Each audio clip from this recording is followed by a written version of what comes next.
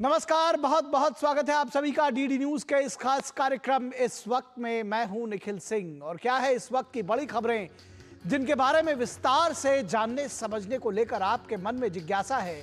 क्या है इन खबरों के मायने, क्या है इनके पीछे का एजेंडा। महाशिवरात्रियों पर श्रद्धालुओं का तांता उमड़ा हुआ है। महासमागम कहा जाए तो गलत नहीं होगा। किस तरह से महासमागम नए रिकॉर्ड बना रहे हैं, इस पर चर्चा होगी। साथ ही साथ एकता के महाकुंभ से चिढ़ती सियासत, आखिर क्यों चिढ़ रही है महाकुंभ में एकता की से ये सियासत, इसके पीछे क्या वजह है, इस पर बात होगी। स्टालिन का चुनावी लैंग्वेज वार, होंगे कई अहम सवाल और जवाब, लेकिन सबसे पहले इस वक्त की हेडलाइंस।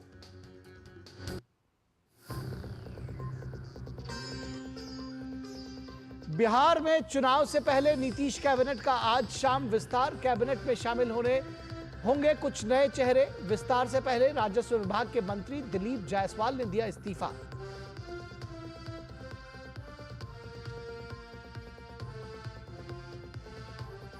स्टालिन के भाषा युद्ध पर गरमाई सियासत। राज्य में तेज की हिंदी विरोध की आवाज। बीजेपी का सवाल, अन्य क्षेत्रीय भाषाओं को तिरस्कार क्यों। न्यू एजुकेशन पॉलिसी में मातृभाषा के अतिरिक्त कोई एक भाषा लेने की आजादी। लोगों ने भी स्टालिन से पूछा सवाल, उर्दू से प्यार तो हिंदी से क्यों है बेजार।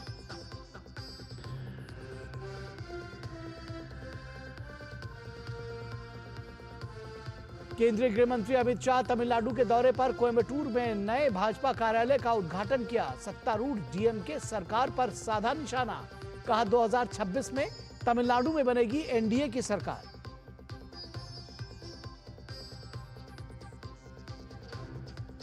और महाशिवरात्रि पर महाकुंभ में श्रद्धालुओं का महासमागम।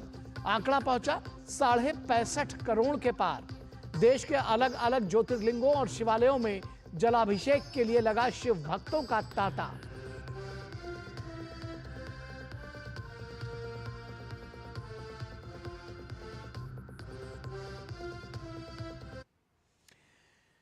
तो इस वक्त में सबसे पहले बात, महाशिवरात्रि पर श्रद्धालुओं का महासमागम।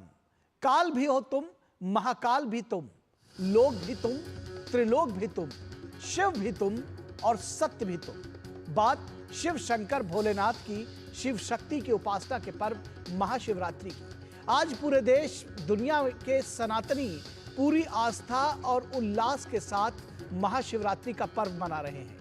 महाशिवरात्रि पर भगवान शिव और मां पार्वती की विशेष पूजा आराधना की जाती है।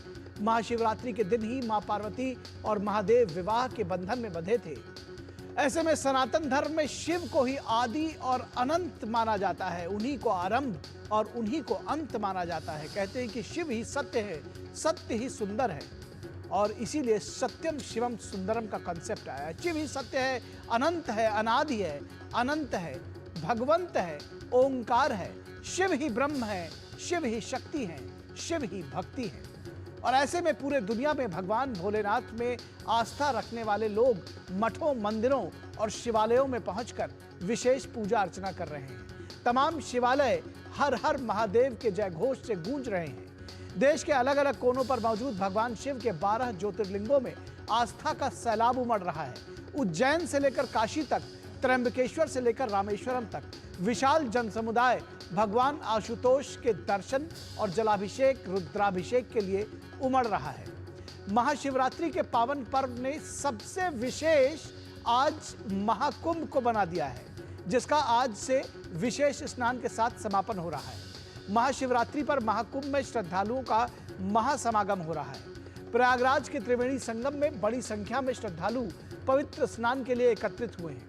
उत्तर प्रदेश सरकार के मुताबिक आज के दिन संगम पर करीब 81,09,000 श्रद्धालुओं ने स्नान कर लिया है। वहीं 13 जनवरी से शुरू हुए महाकुंभ में पहुंचने वाले श्रद्धालुओं की संख्या 65 करोड़ को पार कर गई है। राज्य सरकार के मुताबिक इस महाकुंभ में भारत और चीन की आबादी को छोड़कर दुनिया के तमाम देशों की आबादी से ज्यादा अकेले महाकुंभ में लोग पहुंचे हैं। कुंभ मेला हर 12 वर्ष में एक बार आयोजित किया जाता है। इसका आयोजन विशेष रूप से 4 प्रमुख स्थानों प्रयागराज, हरिद्वार, उज्जैन और नासिक में होता है। प्रयागराज के बाद अगला कुंभ उत्तराखंड के हरिद्वार में लगेगा। अर्ध कुंभ मेला 6 वर्ष में एक बार हरिद्वार और प्रयागराज के तट पर लगता है।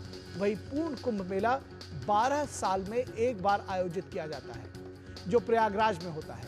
सबसे बड़े धार्मिक समागम महाकुंभ का आज समापन हो रहा है। ऐसे में महाकुंभ की पूर्णाहुति से पहले तमाम साधु संत वाराणसी में काशी विश्वनाथ के दर्शन पूजन के लिए भी पहुंचे हैं। महाकुंभ के दौरान अखाड़ों के साधु संत काशी आते हैं, वहां बाबा विश्वनाथ की पूजा करते हैं। काशी में आने वाले अखाड़ों के साधु संत बाबा विश्वनाथ की अंतर्ग्रही पंचकोसी परिक्रमा करते हैं।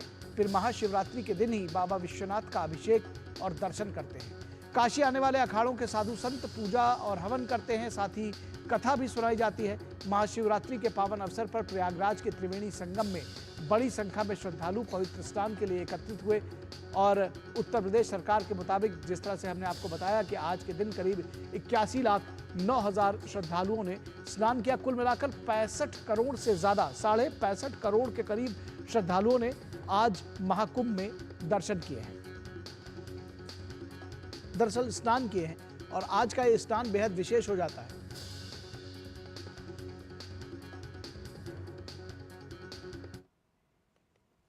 और महाशिवरात्रि के पावन पर्व पर शिव भक्तों में गजब का उत्साह देखा जा रहा है। बहुत अच्छे लग रहे हैं, हम लोग इस दिन इधर है और इस वाइब को हम लोग एक्सपीरियंस कर रहे हैं। It's a huge night to be here, it is an amazing experience. The well-maintained city.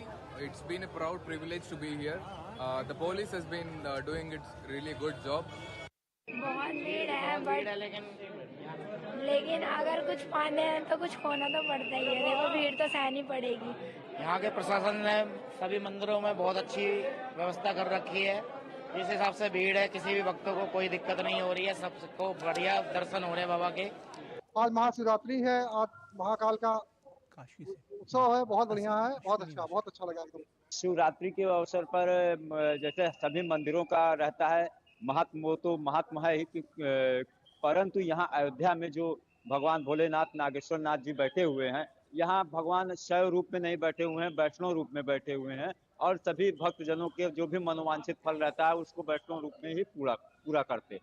Shivratri के पावन पर्व पर महादेव देवाधिदेव भोलेनाथ का जलाभिषेक कर और यहाँ की व्यवस्थाएं इतनी सुचारू रूप, शासन और प्रशासन को बहुत बहुत मैं धन्यवाद देना चाहता हूँ। हमने वहाँ पे शिव जी के यहाँ पे पूजा की है, शिवलिंग पर नागेश्वर नाथ महाराज की।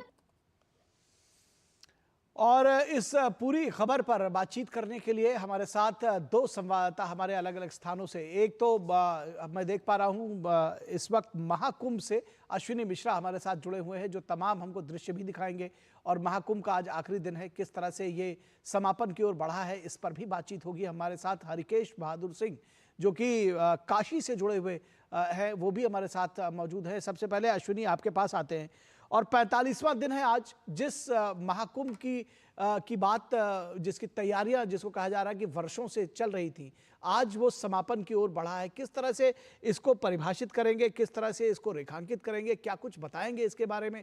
और खासतौर पर आज जब महाशिवरात्रि का पर्व है और उसके साथ ये समापन हो रहा है।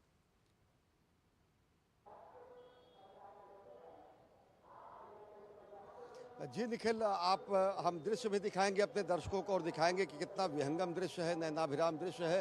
ये सिलसिला 13 जनवरी से पौष पूर्णिमा के दिन से शुरू हुआ है और आज महाशिवरात्रि के दिन औपचारिक रूप से महाकुंभ 2025 के अवसान की तिथि आ गई है। ये पूरा का पूरा अगर देखें, ये पूरी 45 दिन की जो अंतर यात्रा रही, इसमें 65 करोड़ से ज़्यादा श्रद्धालुओं ने अपने स्नान किए हैं, पवित्र त्रिवेणी में स्नान किए हैं। और सबसे बड़ी बात अगर देखें तो 65 करोड़ के यह आंकड़ा आज ब्रह्म मुहूर्त में शिवरात्रि के दिन पूरा हुआ है। जब 50 करोड़ का आंकड़ा था वो 14 फरवरी को पूरा हुआ था। यानी कि अगर आंकड़े के हिसाब से देखें तो बहुत सारे देश यहाँ से नहा के जा चुके हैं। मैक्सिको जैसे देश 5 बार नहा के जा चुके हैं, यूके जैसे देश 10 बार नहा के जा चुके हैं, रूस जैसे देश पाँच बार लगभग नहाने के कगार पर हैं। अमेरिका जैसा देश 1.5 बार नहा के जा चुका है।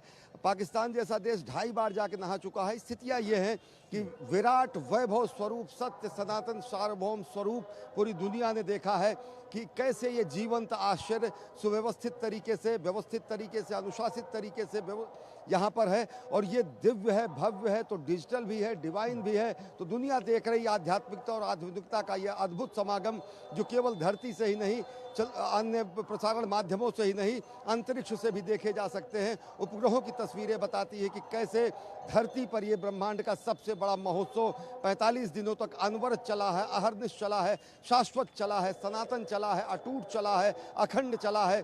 और यही सनातन सत्य शाश्वत अनंत श्रृंखला जो है, वही भारत भारतीयता है, वही सत्य सनातन संस्कृति है।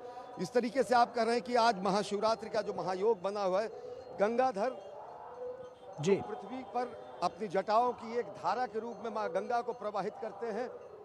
उनके अभिषेक का अगर मौका गंगा जल से होता है तो उसके लिए लोगों में बहुत ज़्यादा अगाध श्रद्धा होती है, अगाध लोगों की भावना होती है। और वो भावना यहाँ पर दिख रही है। प्रयागराज के आसपास चाहे मनकामेश्वर मंदिर हो, चाहे सोमेश्वर महादेव मंदिर हो, चाहे नागेश्वर महादेव मंदिर हो, अन्य जो भी मंदिर हैं, लोग यहाँ स्नान करके, पुण्य स्नान करने के बाद गंगा जल से अभिषेक करना चाहते हैं और कर रहे हैं। और यहाँ अटूट श्रृंखला है। निखिल, एक चीज़ और भी संक्षेप में कहूँगा, शिवत्व का बोध पूरी दुनिया ने किया है। सत्य शिव सुंदर का जो अभिवर्चन होता है, उसको पूरी दुनिया ने देखा है। पूरी दुनिया देखती है कि कैसे सत्य सनातन शाश्वत स्वरूप हमारा होता है। और यहाँ आकर अगर किसी को अनुभूति होती है, अभिव्यक्ति शब्दों में नहीं की जा सकती, अनुभूति ही की जा सकती है, तो यहाँ पहुँचकर हर कोई ये चीत्कार कर उठेगा, शिवोहम शिवोहम जो कहा जाता है। खुद ही भगवान के व्याख्या को करते हुए, उनको अभिव्यंजित करते हुए कहा गया है कि न मे द्वेष रागो न मे लोभ मोहो मदो नैव मे नैव मात्सर्य भावः न धर्मो न अर्थो न कामो न मोक्षः चिदानंद रूपम शिवोहम शिवोहम। यानी न मुझ में घृणा है, न मोह है, न लोभ है, न ही मुझ में अभिमान है, न ईर्ष्या है, न द्वेष है। अर्थ धर्म काम मोक्ष से मैं परे हूँ और इस सीमा से परे सदैव शुद्ध आनंद स्वरूप हूँ। और वही शुद्ध आनंद स्वरूप शिवोहम का रूप है, सत्यम शिवम सुंदरम का रूप है। और जिसका पूरी दुनिया यहाँ पर साक्षात्कार किया है। 45 दिनों तक उन्होंने देखा है कि सत्य सनातन शाश्वत अविरल धारा, यही गंगा यमुना की अविरल निर्मल धारा की तरह हमारा सांस्कृतिक प्रवाह अजर है, अमर है, अक्षुण्ण है। और ये पुण्य प्रवाह प्रबल है, इसको कोई रोक नहीं सकता। हाँ, इससे केवल अवगाहन करके इससे पुण्य कमा सकता है, सीख ले सकता है, विश्व बंधुत्व और मानवता के पाठ पढ़ सकता है। और सत्य सनातन का जो मूल मंत्र है मानवता की सेवा, उसका भी साक्षात्कार कर सकता है। जी जी, निश्चित तौर पर ये जो भावनाएं आपने प्रकट की हैं, वो सही मायनों में हृदय के उद्गार है आपके। आप उसको फील कर पा रहे हैं, जिसको आपने कहा कि ये सिर्फ इसकी अनुभूति की जा सकती है। और वास्तव में इसकी अनुभूति ही सिर्फ की जा सकती है। और ये जो अजस्त्र धारा एक सनातनियों की वहाँ पर बह रही है, गंगा के साथ साथ अगर कहा जाए तो वो गलत नहीं होगा। हमारे साथ में हरिकेश बहादुर इस वक्त काशी की धरती से मौजूद हैं और काशी विश्वनाथ के लिए आज का दिन बहुत विशेष है। हरिकेश, किस तरह से बताएंगे, आज काशी विश्वनाथ का अभिषेक हो रहा है, आज उनका दिन है, कैसे आप बताएंगे, क्या दृश्य दिखाएंगे हमको और कैसे परिभाषित करेंगे? देखिए निखिल, शुरुआत अश्विनी से ही करते हैं। महाकुंभ जो प्रकृति प्रवाह है, माँ गंगा जब संगम होता है यमुना से तो आगे बढ़ती हैं। और काशी जो गंगा और गोमती का संगम है, वहां तक काशी माना जाता है। क्योंकि आनंद की बात कर रहे थे अश्विनी, तो जो बाबा विश्वनाथ जहां पर विराजते हैं, उस जगह का नाम आनंद कानन। तो आप इसी से समझ सकते हैं कि बाबा विश्वनाथ, महादेव, भोले शंकर आनंद से किस तरह से अपने भक्तों को जोड़ते हैं। माँ गंगा जो उनके ही केस से निकल कर आती हैं, उत्तर वाहिनी होती हैं काशी में, वो उस माँ गंगा के जल को जो श्रद्धालु हैं वो पहले स्नान करते हैं और उसी जल को लेकर बाबा के चाहे जो जितने, जैसे मंदिर अश्विनी बता रहे थे, वैसे अगर आप जहां से उत्तरी वाहिनी होती हैं वहां पे काशी में सूलटंकेश्वर मंदिर है। और जो गंगा गोमती का संगम तट है वो मार्कंडे महादेव जी का मंदिर है। गंगा के किनारे इस तरह से गौरी केदारेश्वर, आदि केशव, बाबा विश्वनाथ का मंदिर, कर्दमेश्वर महादेव, इस तरह से करके इतने मंदिर हैं बाबा के यहाँ पर जिनकी महत्ता है, और जितने श्रद्धालु हैं जो महाकुंभ से स्नान करने के पश्चात महाशिवरात्रि में काशी में प्रवेश करते हैं, आते हैं, अपने प्रिय महादेव को, बाबा विश्वनाथ को जलाभिषेक करते हैं। इतनी भारी संख्या में, जैसा कि बता रहे थे कि कितने देश के लोग महाकुंभ में कई बार स्नान करने की संख्या पार कर चुका है महाकुंभ। उसी तरह काशी में जो प्रकृति प्रवाह है वो तो संगम से गंगा आती है, आगे बढ़ती हैं, लेकिन जो पलट प्रवाह कहा जाता है प्रयागराज में महाकुंभ में दर्शन स्नान, पवित्र स्नान लेने के बाद जो काशी में आते हैं, बाबा विश्वनाथ के दर्शन करते हैं, तभी ऐसी मान्यता है कि पूर्ण होता है जो स्नान है। तो ये आप कह सकते हैं कि महाशिवरात्रि के दिन महाकुंभ का जो समापन हो रहा है वो गंगा के माध्यम से, संगम के माध्यम से, बाबा विश्वनाथ के माध्यम से महाकुंभ और महाशिवरात्रि को जोड़कर ये जो सनातन है इसको आप कह सकते हैं दिव्यता प्रदान कर रहा है। और महाशिवरात्रि के दिन चूंकि काशी में जो कहा जाए बाबा की नगरी है, माँ पार्वती, माँ अन्नपूर्णा की नगरी है, एक संदेश है इस सांस्कृतिक धार्मिक नगरी से कि माँ अन्नपूर्णा का आशीर्वाद है, बाबा का आशीर्वाद है कि कोई भूखा नहीं रहेगा, भूखा नहीं सोएगा।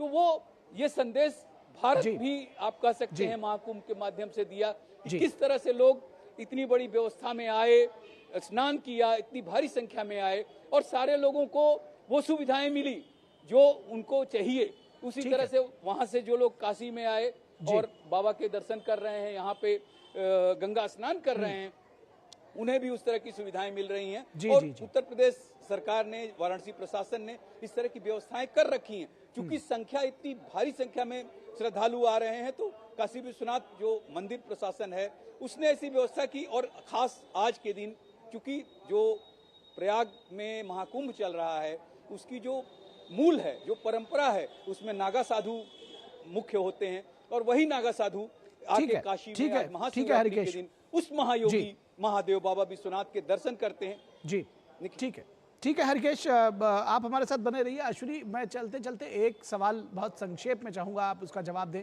समय हो गया है हमारी इस खबर के लिए। लेकिन इस बार का जो कुंभ रहा वो कई मायनों में अलग रहा, इसलिए भी क्योंकि जब आपको ही मुंह से मैंने कई बार सुना कि इस बार का कुंभ सिर्फ दिव्य भव्य नहीं बल्कि डिजिटल और डिवाइन भी रहा। ठीक है, उसके साथ साथ जब उसमें अर्थव्यवस्था भी जुड़ जाती है तो वो एक और उसका दूसरा भी पहलू दिखाई देता है। कैसे अलग रहा इस बार का महाकुंभ अश्विनी?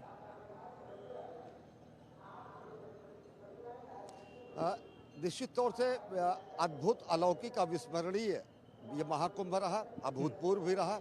अर्थ कुंभ के लिहाज से अगर देखा जाए तो मेले हमारी परंपरा में ही निखिल इसलिए लगाए जाते थे जब विनिमय धन, जब मुद्रा और धन नहीं होता था, रुपए और प्रचलन नहीं होता था, तो मेले ही माध्यम होते थे विनिमय करके साल भर की अपनी आवश्यक जरूरतों को पूरा करने के लिए। ये दुनिया का सबसे बड़ा मेला है। यहाँ पर मैं आपको बहुत ईमानदारी से बताऊं, पिछले 45 दिनों में अगर किसी ने एक अदद दातून, नीम की दातून अगर किसी ने बेचा है, 5 रुपए के दातून बेचे हैं, तो प्रतिदिन 15,000 रुपए तक की कमाई सामान्य दातून बेचने वाले ने की है, सामान्य चाय लगाने वाले ने की है। जो अलग अलग व्यावसायिक प्रतिष्ठान है उनकी बातें आप छोड़ दीजिए। हिंदुस्तान का एक बहुत बड़ा तबका असंगठित क्षेत्र में व्यवसाय भी करता है, काम भी करता है। असंगठित क्षेत्र के व्यवसाय और काम करने का ये समझिए कि लगभग साल भर के नहीं, लगभग कई सालों की कमाई का ये जरिया बना है। 5 लाख करोड़ रुपए अगर 5,000 करोड़ रुपए अगर खर्च किए गए हैं तो 5 लाख करोड़ रुपए से ज्यादा का आय भी हो रहा है। धर्म, अर्थ और चारों पुरुषार्थों की सिद्धि साक्षात यहाँ होती दिखती है और नए भारत का अभ्युदय भी दिखता है। आधुनिकता, आध्यात्मिकता का संगम दिखता है निखिल, और ये लोगों को मुदित करता है। ठीक है, बहुत बहुत शुक्रिया इस तमाम बातचीत के लिए अश्विनी आपका, और हरिकेश बहादुर आपका भी बहुत शुक्रिया।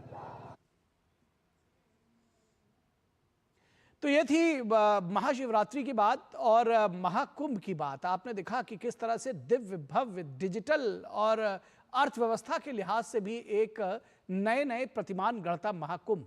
लेकिन यही महाकुंभ कुछ लोगों को मुंह चिढ़ा रहा है, और महाकुंभ से आखिर सियासत क्यों चिढ़ रही है, इस पर भी चर्चा करेंगे, इसकी भी बात करेंगे। लेकिन रुकेंगे एक छोटे से ब्रेक के लिए, कहीं मत जाइएगा, जल्द हाजिर होंगे।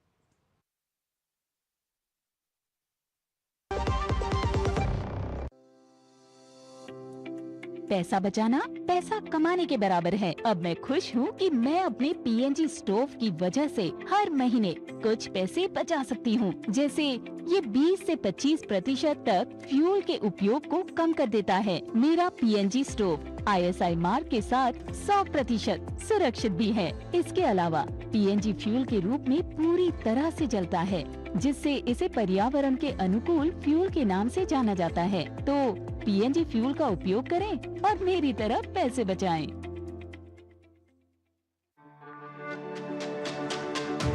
मेरी पसंद, मेरी पसंद,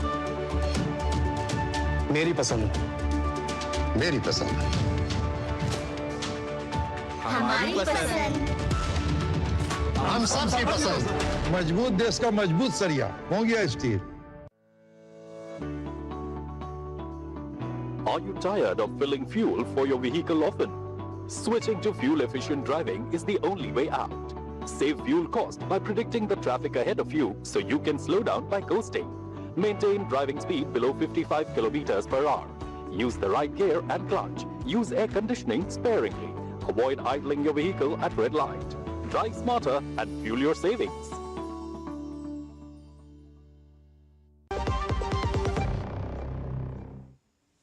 स्वागत है आपका ब्रेक के बाद, और अब बात करेंगे महाकुंभ से जुड़ी हुई, लेकिन महाकुंभ में एकता के इस महाकुंभ से चिढ़ती सियासत। आखिर क्यों महाकुंभ में जो एकता दिख रही है उससे सियासत चिढ़ रही है?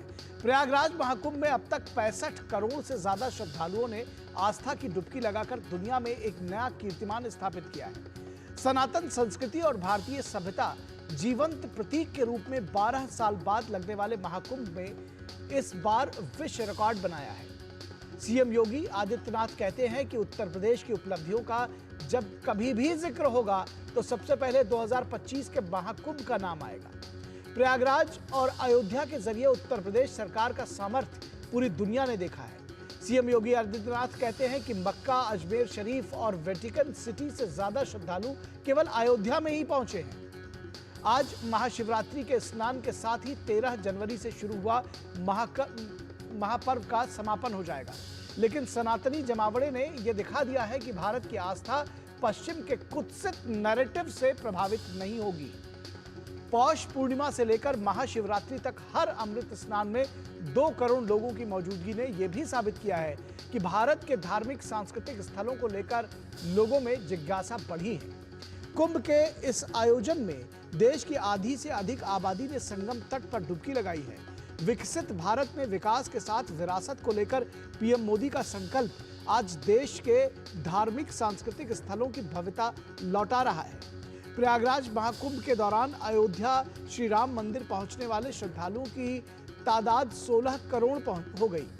मथुरा वृंदावन में 8.5 करोड़ लोग दर्शन करने पहुंचे, जबकि पिछले साल मक्का पहुंचने वाले जायरीनों की तादाद 1 करोड़ 40 लाख थी और वेटिकन सिटी पहुंचने वालों श्रद्धालुओं की तादाद 80 लाख थी।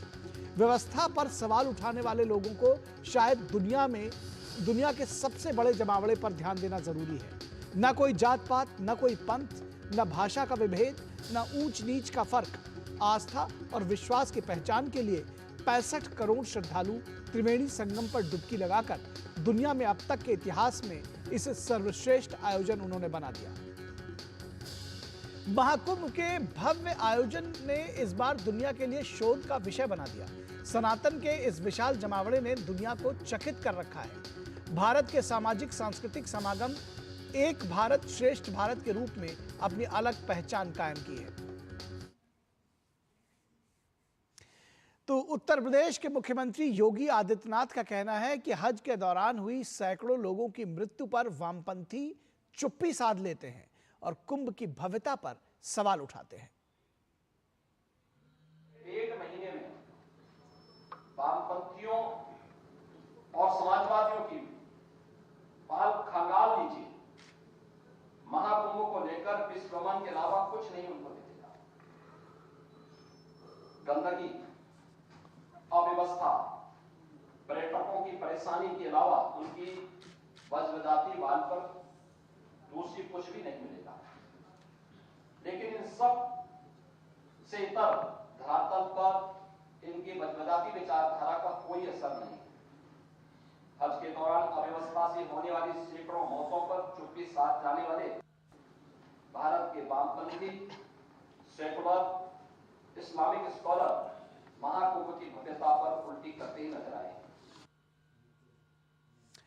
और समाजवादी पार्टी एक और इस महाकुंभ की व्यवस्थाओं पर शुरू से ही सवाल उठाती रही है, उस पर तमाम प्रश्न चिन्ह लगाती रही है।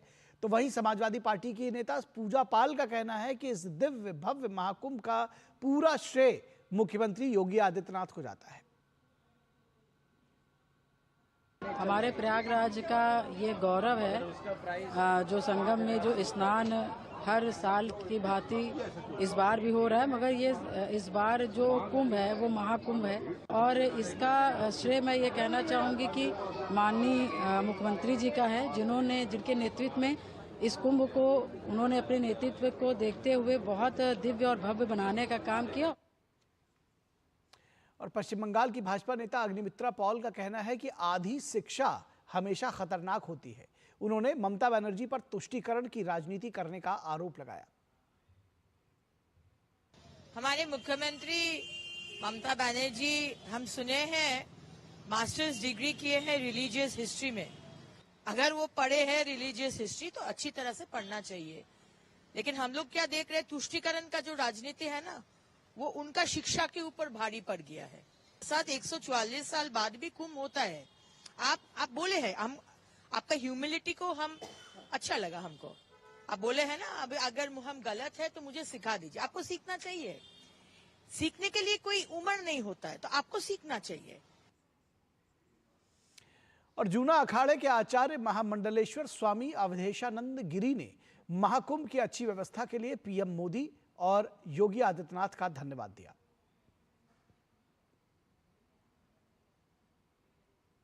आज कुंभ संपन्न हो गया है, आज कुंभ एक प्रकार से पूर्ण हो गया है। आज कुंभ को सिद्धि प्राप्त हुई है। सर्व सिद्धिप्रद कुंभ, सर्व सुखकारी कुंभ, लोक कल्याणकारी कुंभ। मैं भारत के प्रधानमंत्री आदरणीय नरेंद्र मोदी जी को, इस प्रदेश के मुखिया यशस्वी गोरक्ष पीठाधीश्वर योगी जी को शुभकामनाएं देता हूं। उनके मार्गदर्शन में, उनके सत्य संकल्प से सारे कार्य सिद्ध हुए। भारत के अनेकों योगी प्रसन्न हैं। भारत अत्यंत अभिभूत है। यहाँ की शासन प्रशासन की व्यवस्थाएं निसंदेह अत्यंत प्रशंसनीय, स्तुत्य हैं, अनुकरणीय। मैं भारतवासियों को बधाई देता हूँ। और इस पूरी खबर पर चर्चा करने के लिए हमारे साथ तीन खास मेहमान जुड़े हुए हैं, उनसे आपका परिचय करा दें। हमारे साथ एसएन सिंह जो कि बीजेपी के प्रवक्ता हैं, हमारे साथ जुड़े हुए हैं।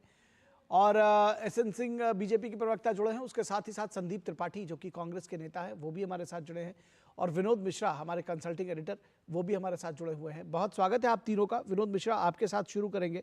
आपने अभी देखा कि हमारी इसकी जो पहले की स्टोरीज थी, चूंकि आज 45 दिन पूरे हो रहे हैं और महाकुंभ का जो महाआयोजन है वो पूरा हो रहा है, लेकिन उसके साथ ही साथ कितनी दिव्यता रही है, कितनी भव्यता रही है और शिवत्व का एक बोध हुआ है। हर हर गंगे का जो नाद है वो सभी के अंदर वो घर कर गया है और इसकी अनुभूति की जा सकती है। हमने अभी दूसरी स्टोरी से लेकर के और पिछले 45 दिनों में इसको फील किया है। उसके बावजूद जब बात सियासत की आती है विनोद जी, तो ये एकता का जो महाकुंभ है वो क्यों मुंह चढ़ा रहा है सियासतदानों को? निखिल, इस महाकुंभ को अगर आप इस तरह से समझें कि योगी आदित्यनाथ जब विधानसभा में ये बात कह रहे थे कि उत्तर प्रदेश की सरकार की उपलब्धियों में से अगर आपको कोई एक चीज बताना होगा तो आने वाले समय में वो 2025 का महाकुंभ होगा।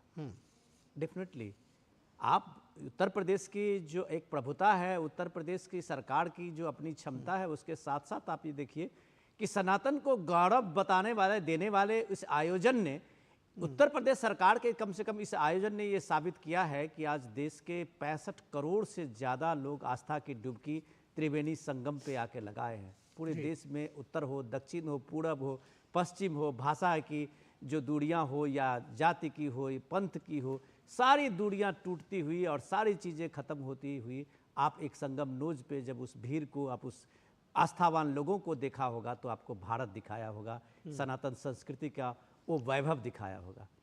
लेकिन इम्पॉर्टेंट ये है समझने की कि इस बार इस सनातन का जो ये सबसे बड़ा जमावड़ा का आप कह सकते हैं जो हुआ, जो अब तक दुनिया के मानव इतिहास में अब तक का, ये मुझे लगता है कि एक विश्व रिकॉर्ड बना है। 65 करोड़ लोग एक घाट पर संगम के तट पे आके डुबकी लगाना, जमा होना, तो इसने भारत का डिस्कोर्स क्या बदल दिया है क्या? तो इसको अगर हम ये समझे पॉलिटिकली, तो आज अगर डीके शिव कुमार कांग्रेस के नेता कहते हैं कि मैं बॉर्न हिंदू हूं और मैं अगर प्रयागराज कुंभ जा रहा हूं या गया हूं तो ये मेरा एक ड्यूटी है।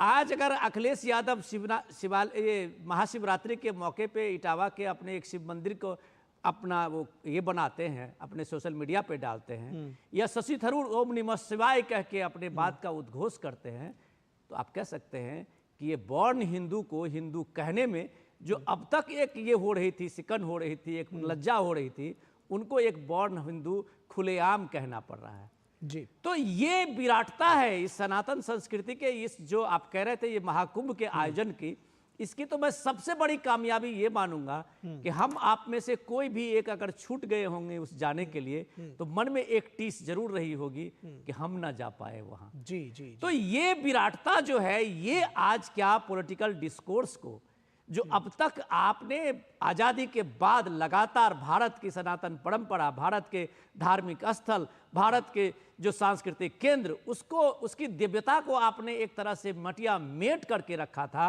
वो वैभव अगर विकसित भारत में विकास के साथ विरासत को लेकर अगर पीएम मोदी के संकल्प के साथ जगा है, तो वो राम मंदिर को आज लोग देखे, अयोध्या के काशी कॉरिडोर को देखे, मथुरा देखे, वृंदावन देखे, ये भारत की भव्यता को लौटाया है। जी। एसएन सिंह के पास है, उसके पहले संदीप त्रिपाठी आपसे एक कमेंट लेना चाहेंगे कि ये सरकार की उपलब्धियां बताई। उन्होंने कहा, योगी आदित्यनाथ ने कहा कि जब 2025 की या ओवरऑल इस सरकार की उपलब्धियां गिनाई जाएंगी और बताई जाएंगी, तो ये जो भव्य दिव्य महाकुंभ का आयोजन है वो सरकार की उपलब्धियों में से एक रहेगा।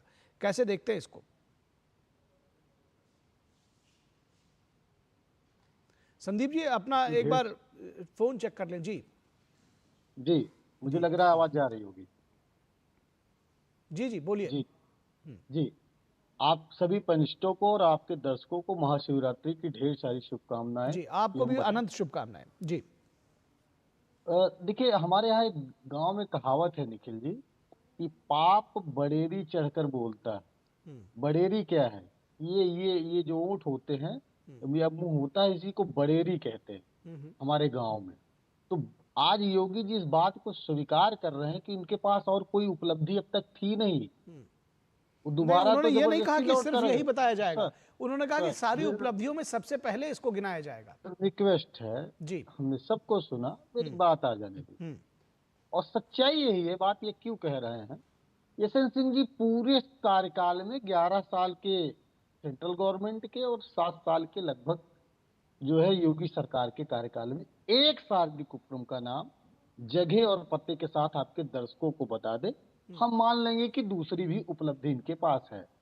इसी सरकार ने 2017 में लखनऊ में एक जो है अटल बिहारी वाजपेयी जी के नाम पर यूनिवर्सिटी बनाने की घोषणा 2017 में की। आज तक उस जमीन का अधिग्रहण कुल मिलाकर आप ये बता रहे हैं कि बाकी कोई उपलब्धियां नहीं रही। ठीक है, आपकी बात समझ में आ गई। आप कह रहे हैं बाकी कोई उपलब्धियां नहीं रही है, लेकिन इस महाकुंभ को आप उपलब्धि मानते हैं। कम से कम आप कह रहे हैं कि एक उपलब्धि रही। नहीं, इस पे भी आते हैं। अब बात आती है कि अभी जैसे चर्चा हो रही कि 65 करोड़ लोगों ने स्नान कर लिया। हम 4 लोग पैनल में हैं।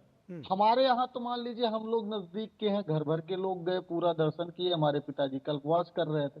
आप अपने घरों में देखेंगे और रिलेटिव के घरों में देखेंगे तो मुझे नहीं लगता कि सारे लोग स्नान किए होंगे। और अगर 130 करोड़ सनातनी मान ले, 130 करोड़, तो हर घर के आधे व्यक्ति ने स्नान कर लिया, ये सरकार कह रही है। मेरे गांव में पता नहीं, अपना अपना देखने का तरीका है। मुझे तो लगता है कि हमारे आसपास के जितने भी लोग हैं, मुझे तो जो भी मिलता है वो बताता है कि हम गए हैं, सबने स्नान किया है।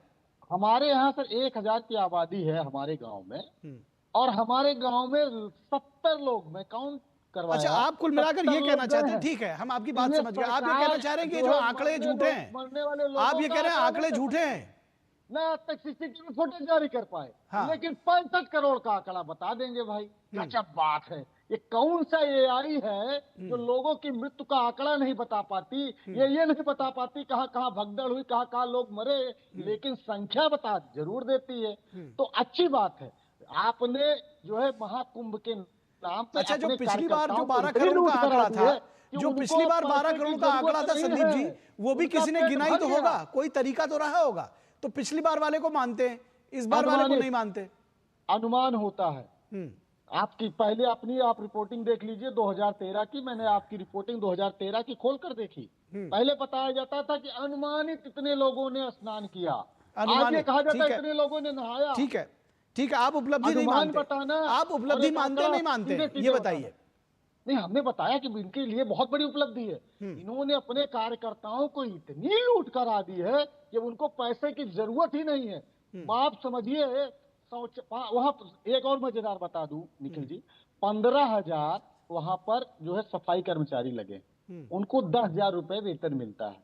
दैनिक भास्कर की रिपोर्ट में कोट कर रहा हूं, उस रिपोर्ट के मुताबिक वहां पर जो सफाई कर्मचारी है उनको जो है सरकार सब्सिडी रेट पर जो है गल्ला नहीं मिलता, लेकिन मठाधीशों को जिनके पास 1-1 लाख करोड़ ठीक है, का आपको दिक्कत है उससे, ठीक है, आपको मैं समझ गया, आपको दिक्कत है, मठाधीशों को मिल रहा है उससे दिक्कत है आपको, और आप ये कह रहे हैं कि भाई उन लोगों को गल्ला नहीं मिल रहा है इससे। ठीक है, ठीक है, उसकी एक व्यवस्था है, मैं उस चर्चा में नहीं जाऊंगा। आपको पता है उसकी भी एक व्यवस्था है। जो वहां मठ लगते हैं उनकी जमीनें, और आज से नहीं है, वो बहुत बहुत पुरातन काल से है। किसकी कितनी एकड़ जमीन, किसको क्या क्या व्यवस्था मिलेगी, किसी की दो बिस्वा भी जमीन हो सकती है और 25 एकड़ भी हो सकती है। तो मैं उस पर नहीं जाऊंगा। आपने कुल मिला जुलाकर आपने प्रश्न चिन्ह उठाया, मैं आपका पॉइंट जानना चाहता था, आपने वो पॉइंट बताया। आपका कहना है कि भाई जो ये महाकुंभ का, आप उसको भी बता रहे हैं कि ये भी दरअसल उनकी उपलब्धि नहीं है। मैं इसका जवाब ले लेता हूं एसएन सिंह से। एसएन सिंह ये कह रहे हैं, सबसे पहली बात तो जो 65 करोड़ का जो आंकड़ा है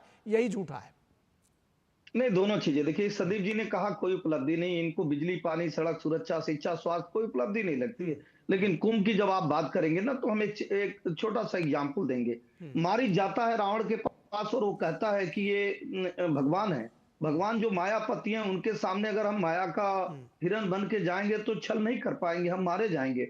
लेकिन वो कहता है कि नहीं, हमारा स्वभाव है, हमारा कर्म है, हमारा धर्म है, इस तरह से हम उनको भगवान नहीं मानेंगे। स्वयं रावण की पत्नी भी समझाती है, उसके सहोदर समझाते हैं, उसके सेनापति समझाते हैं, उसके भाई समझाते हैं, लेकिन अहंकार बस रावण मानता नहीं है।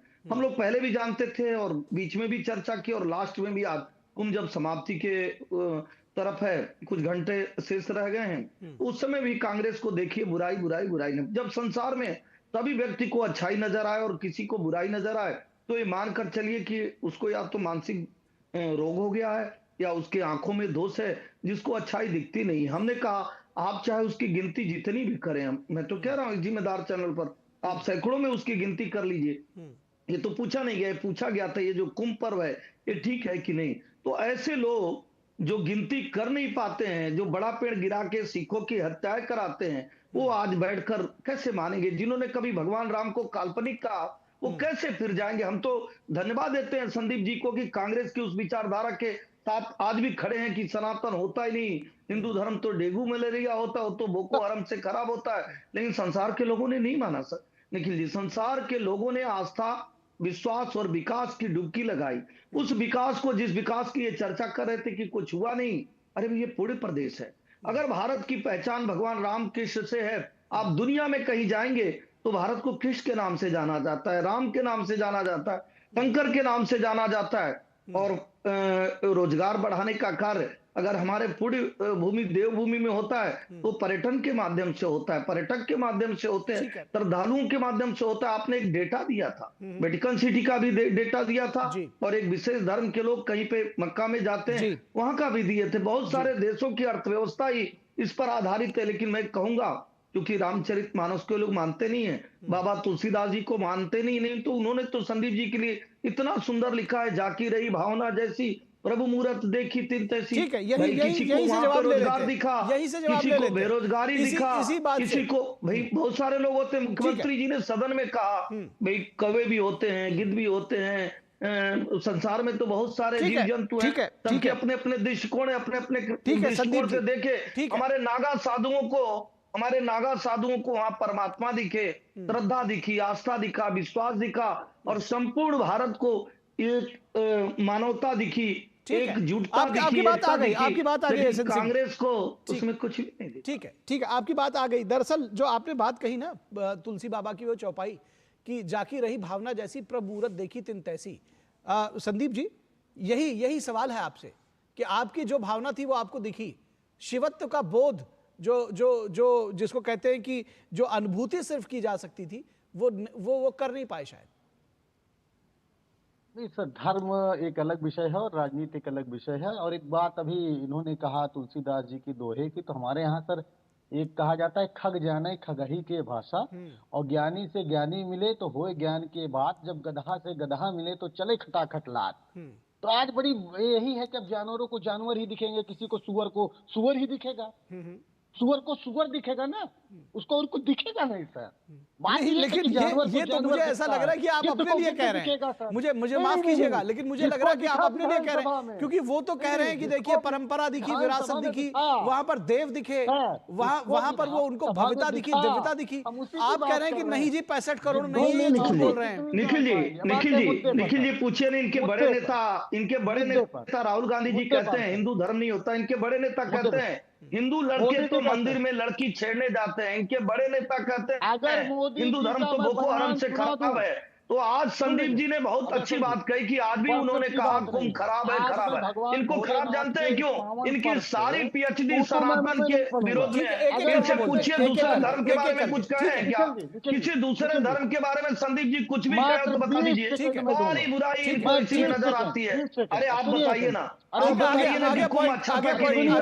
संदीप जी जवाब दीजिए, अच्छा था इतना, संदीप जी जवाब दीजिए, सुनिएगा तब ठीक है संदीप जी जवाब दीजिए। अभी बात आई कि आप तो कह रहे हैं कि सुअर को सुअर दिखा, ठीक है एसएन सिंह बोलने दीजिए ना, उनको जवाब तो ले लीजिए, एसएन सिंह बोलने तो दीजिए, उनका जवाब ले लीजिए। राहुल गांधी जी ने कहा था कि हिंदू लड़के मंदिर लड़की छेड़ने जाते हैं, राहुल गांधी जी को सुअर क्यों बना रहे हैं? मैं आ रहा हूं विनोद जी, आ रहा हूं। गांधी जी भारत के नेता है, भारत के नेता है, और राहुल गांधी जी को आप सुअर बना रहे हैं बैठ के। आपने बता दिया एसएन सिंह जी, ये बात आप दूसरी बार बोल रहे हैं, ये बात आप दूसरी बार बोल रहे हैं एसएन सिंह, उनको बोलने तो दीजिए। दूसरे धर्म पे कोई चर्चा की है क्या? ठीक है हो गया, अब उनको जवाब तो ले दीजिए। जवाब बताइए, दूसरों के घर में झांकने की आप बता के जाइए यहाँ पंडित जी, बता के जाइए आपने क्यों काशी में मंदिरों को ढकने का कार्य किया, आपने क्यों भगवान राम का मंदिर न बनने पाए उस विरोध में वकील खड़ा करने का कार्य किया, क्यों इस तरह के आपने क्यों सिखों की हत्याएं कराई, क्यों इस देश में 2 तरह के कानून बनाए, एक धर्म की पूरे बंदी,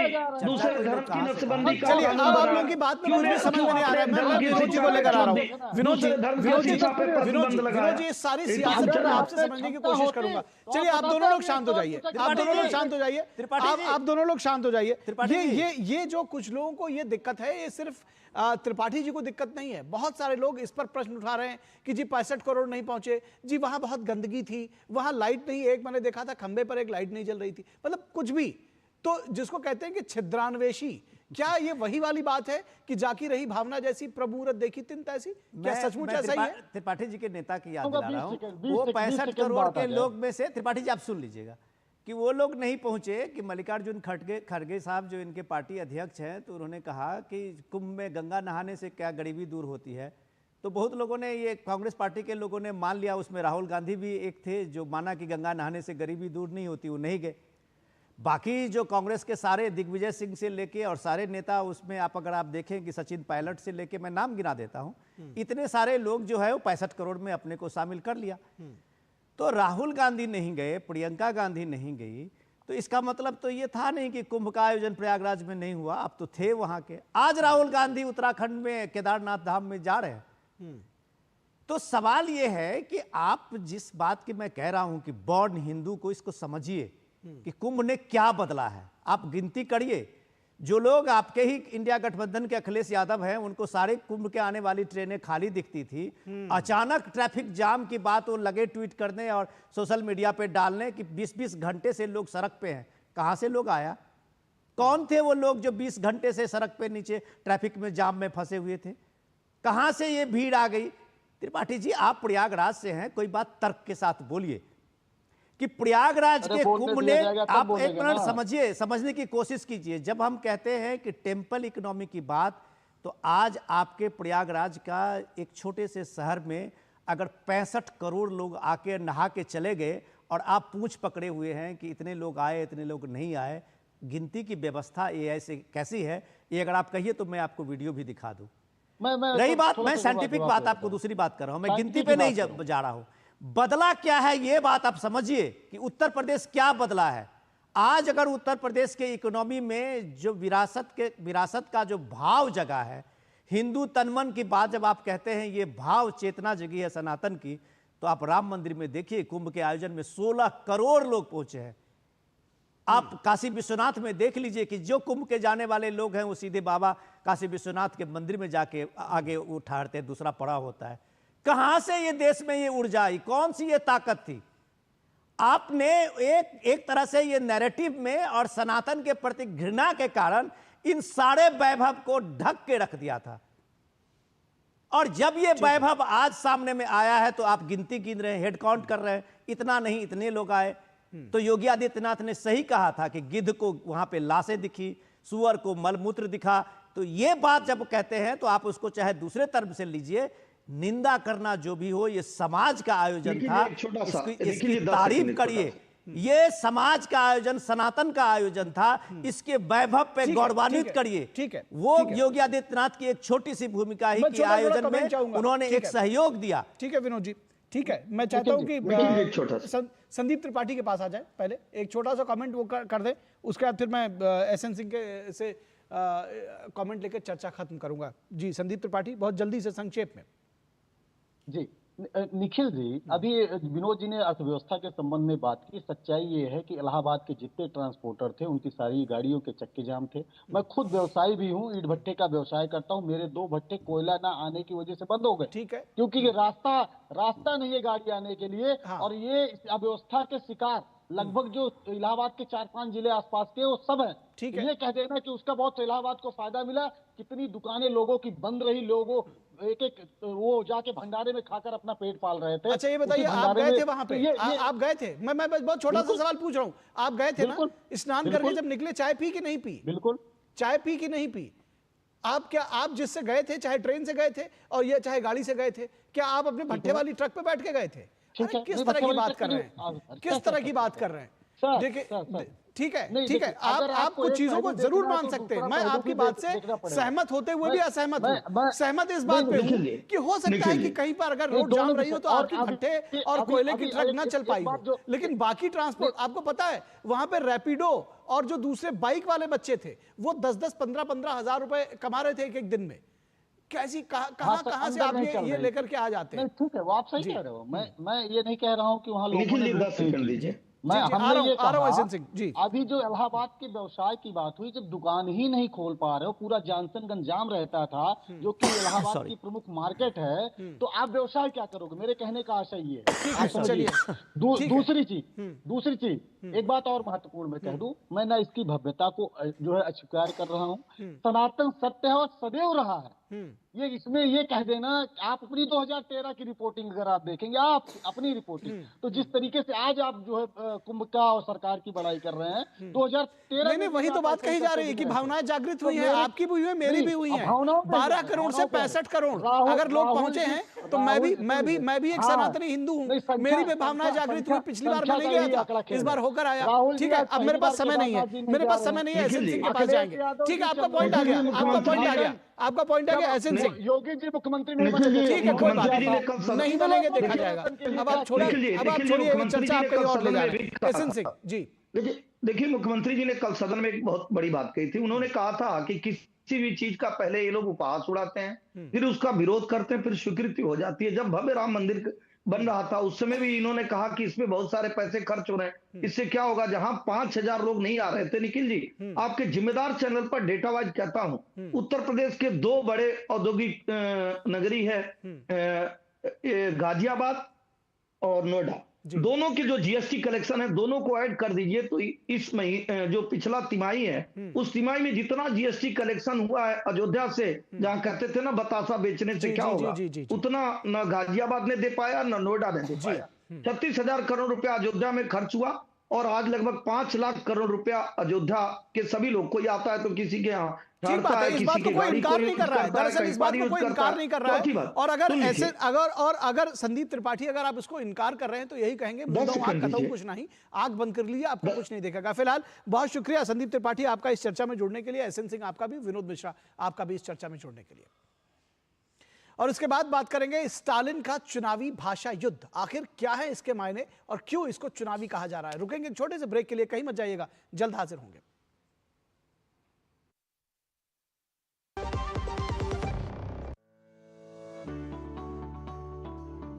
Are you tired of filling fuel for your vehicle often? Switching to fuel-efficient driving is the only way out. Save fuel cost by predicting the traffic ahead of you so you can slow down by coasting. Maintain driving speed below 55 kilometers per hour. Use the right gear and clutch. Use air conditioning sparingly. Avoid idling your vehicle at red light. Drive smarter and fuel your savings. जब धरती चीर कर निकलता है लोहे का पत्थर और मिलता है मोंगिया के जोश से, फिर तपता है, पिघलता है और बनता है फौलाद। अब होता है सरिया सारी खूबियों के साथ।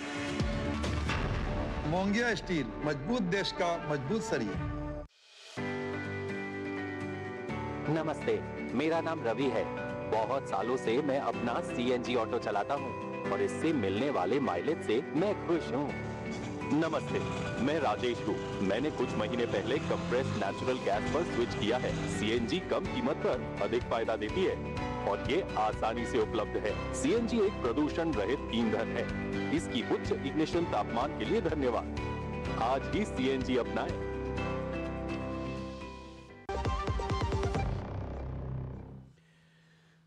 ब्रेक के बाद एक बार फिर आप सभी का स्वागत है और अब बात करेंगे तमिलनाडु में के सियासत की, जो भाषाई युद्ध पर उतरे हुए हैं। स्टालिन का चुनावी भाषा युद्ध। तमिलनाडु के मुख्यमंत्री और डीएमके सुप्रीमो स्टालिन ने 2026 के असेंबली चुनाव से पहले पार्टी के लिए भाषा को एक चुनावी मुद्दा बनाया है। तमिलनाडु की सियासत में उनके एक और भाषा युद्ध की चर्चा काफी तेज हुई है। सीएम स्टालिन ने केंद्र की नई शिक्षा नीति के आड़ में विशुद्ध राजनीति करने की योजना बनाई है। केंद्र सरकार के अनुरोध के बावजूद स्टालिन ने नई शिक्षा नीति लागू नहीं की है। नई शिक्षा नीति में 3 भाषा नीति में बच्चों को अपनी मातृभाषा के अलावा कोई और 2 भाषाओं का ज्ञान लेना होता है। बीजेपी का आरोप है कि स्टालिन हिंदी के साथ अन्य भारतीय भाषाओं की अवहेलना कर रहे हैं। चुनावी घोषणाओं में स्टालिन उर्दू को अनिवार्य भाषा बनाने की वकालत करते हैं, लेकिन तेलुगु कन्नड़ से विरोध क्यों है? तो ये समझने की जरूरत है कि तेलुगु उनको चाहिए, माफ कीजिएगा, उर्दू उनको चाहिए, लेकिन बाकी भाषाओं से विरोध है।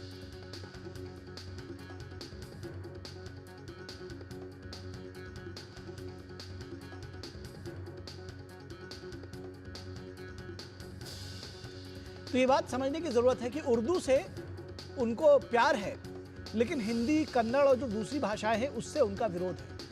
तमिलनाडु बीजेपी अध्यक्ष के अन्नामलाई ने कहा है कि डीएमके की भाषा नीति टोटल हिपोक्रेसी है।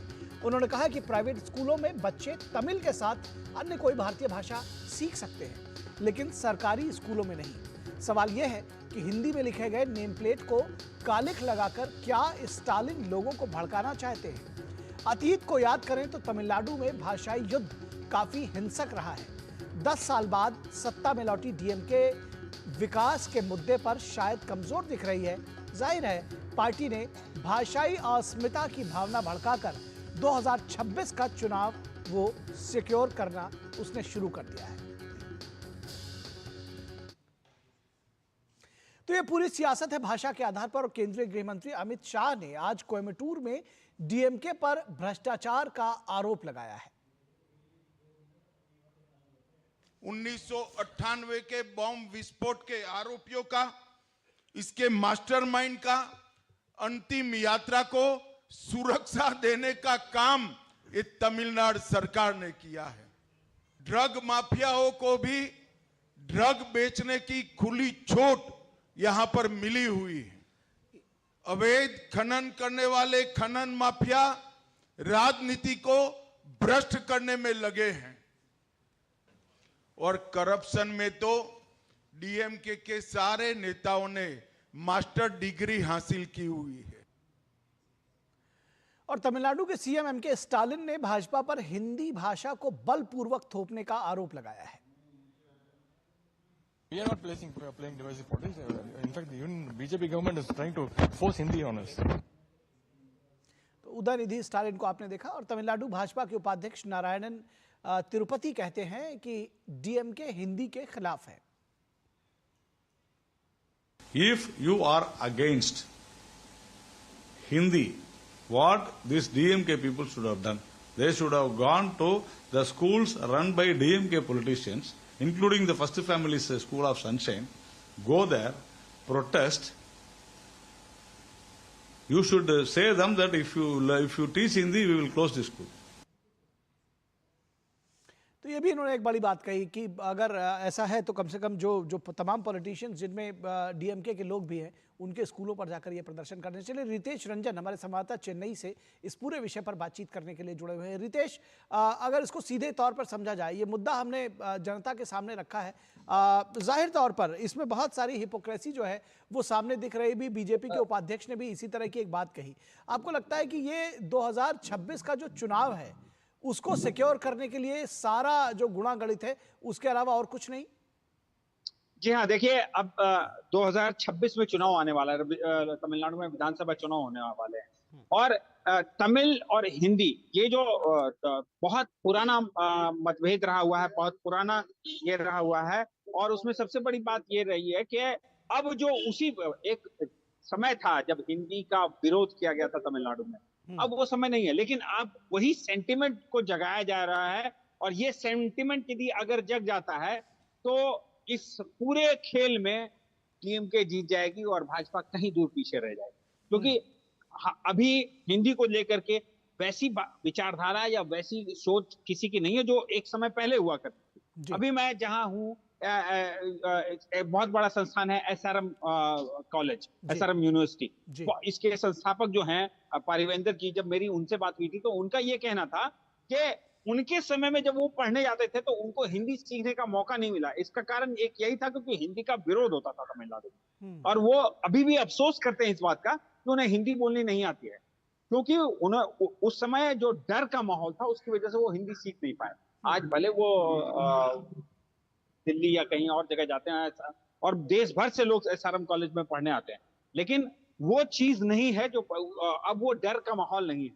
और लेकिन ये डर का माहौल जो बनाया जा रहा है अभी हिंदी को थोपने को लेकर के, वो सिर्फ एक ही चीज दिखाता है कि इसमें सिर्फ और सिर्फ एक ही पार्टी का जो फायदा होगा और वो आने वाले विधानसभा चुनाव में डीएमके का होना है। जी बिल्कुल, हमारे पास समय आज इतना ही है, इस पर विस्तार से फिर आगे चर्चा करेंगे। रितेश, बहुत शुक्रिया इस तमाम बातचीत और जानकारी के लिए। तो इस वक्त में बस इतना ही, इजाजत दीजिए, नमस्कार।